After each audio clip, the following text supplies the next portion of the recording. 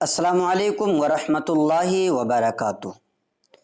सवाल ये आया हुआ है कि सऊदी इमाम के पीछे नमाज पढ़ना कैसा है।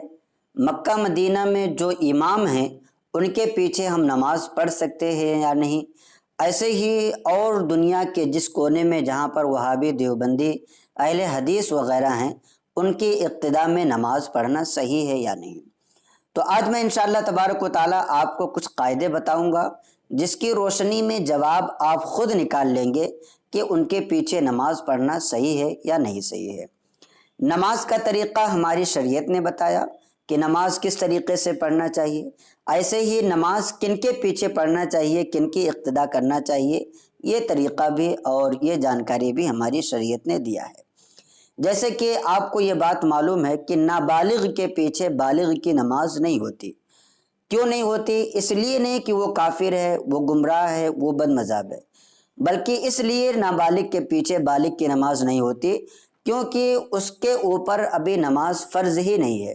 और जिसके ऊपर वो फ़र्ज़ नहीं है उसके पीछे अगर ऐसा आदमी पढ़ता है जिसके ऊपर फ़र्ज़ है तो जाहिर सी बात है उसकी नमाज नहीं होगी। इसी तरीके से फासिक के पीछे मुत्तकी की इक्तिदा दुरुस्त नहीं है। फासिक किसे कहते हैं? जो एलानिया गुनाह करता हो और जिसका अमल ख़राब हो। मुत्तकी उसे कहते हैं जिसका अमल ठीक हो, गुनाहों के बारे में, उसके गुनाहों के बारे में किसी को कोई मालूमात ना हो।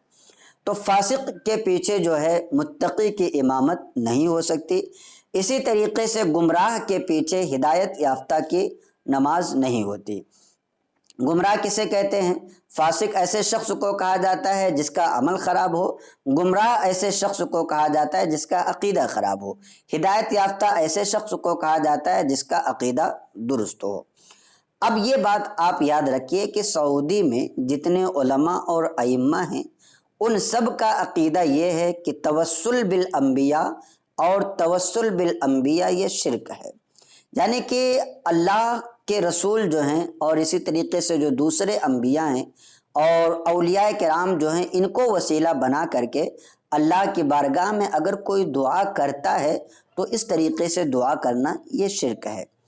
ठीक है, तो अब जाहिर सी बात है हम अहले सुन्नत वल जमात का अक़ीदा क्या है कि हम तवस्सुल बिल अंबिया के कायल हैं, तवस्सुल बिल अंबिया के कायल हैं। मज़ारात पर हम जाते हैं, उनके वसीले से दुआ करते हैं, अल्लाह ताला हमारी मुरादों को पूरी करता है। तो अब जब ये चीज़ उनके नज़दीक शिर्क है तो गोया कि आप जो है उनके इस अक़ीदे के मुताबिक आप मुशरिक हुए। अब जब आप मुशरिक हुए तो इमाम और मुक़्तदी में एक ऐसा रूहानी रिश्ता होता है कि जिसका पाया जाना बेहद ज़रूरी है। और वो रूहानी रिश्ता और रूहानी राबता क्या है? वो रूहानी राबता ये है कि जो मुक़्तदी है उसे इस बात का एतक़ाद होना चाहिए कि मेरा इमाम ख़ता पर नहीं है, मैं जिसकी इक़्तिदा कर रहा हूँ वो गलती पर नहीं है।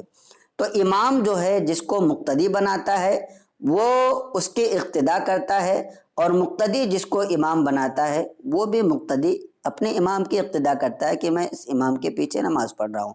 और मुक़्तदी भी इमाम भी जो है अपने दिल में ये ख्याल रखता है कि जितने लोग भी मेरे पीछे शरीक हो रहे हैं मैं उनकी इक़्तिदा मेरे पीछे वो नमाज़ पढ़ेंगे, मैं उन सब की इमामत कर रहा हूँ।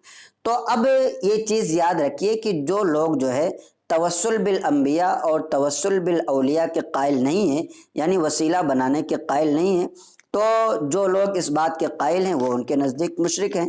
और किसी मुशरिक को अपनी इक़्तिदा में लेने वाला शख्स भी मुशरिक हो जाएगा। जैसे कि आप हैं, आप एक इमाम हैं, आप किसी ऐसे की इक़्तिदा की नियत करते हैं कि मेरे पीछे वो नमाज़ पढ़ेगा जिसका अक़ीदा ख़राब है, वो मुशरिक है, वो काफिर है, तो गोया कि आप भी काफिर हो जाएंगे, आप भी मुशरिक हो जाएंगे। तो जब आप उनके अक़ीदे के मुताबिक काफिर और मुशरिक हैं तो क्या वो आपकी इक़्तिदा की नियत करेंगे? ज़ाहिर यही है कि वो आपकी इक़्तिदा की नियत नहीं करेगा, क्योंकि अगर वो आपको मुक़्तदी बनाएगा तो वो ख़ुद मुशरिक हो जाएगा। जब वो आपकी इक़्तिदा की नियत ही नहीं कर रहा है और आप उसकी इक़्तिदा की नियत करके उसके पीछे खड़े होकर के नमाज़ पढ़ रहे हैं तो गोया कि आप नमाज़ पढ़ करके भी अपनी नमाज आपकी नहीं हो रही है। तो पता ये चला کہ آپ کی نماز ایسے تمام لوگوں کے پیچھے نہیں ہوگی جن کا عقیدہ آپ کے عقیدے کے برخلاف ہے، جن کا عقیدہ کچھ ہے اور آپ کا عقیدہ کچھ ہے۔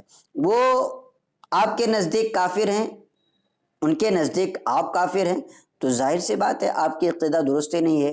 تو اس طریقے سے جتنے بھی لوگ ہیں، چاہے وہ سعودی امام ہوں یا اسی طریقے سے ہندوستان میں جو وہابی دیوبندی اہل حدیث خبیث وغیرہ ہیں، ان سب کے اقتداء میں نماز پڑھنا درست نہیں ہے، اس لیے کہ ان کا عقیدہ جو ہے یہ خراب ہے، اور عقیدہ کے خراب ہونے کی وجہ سے ان کی اقتداء کرنا بھی جائز نہیں ہے۔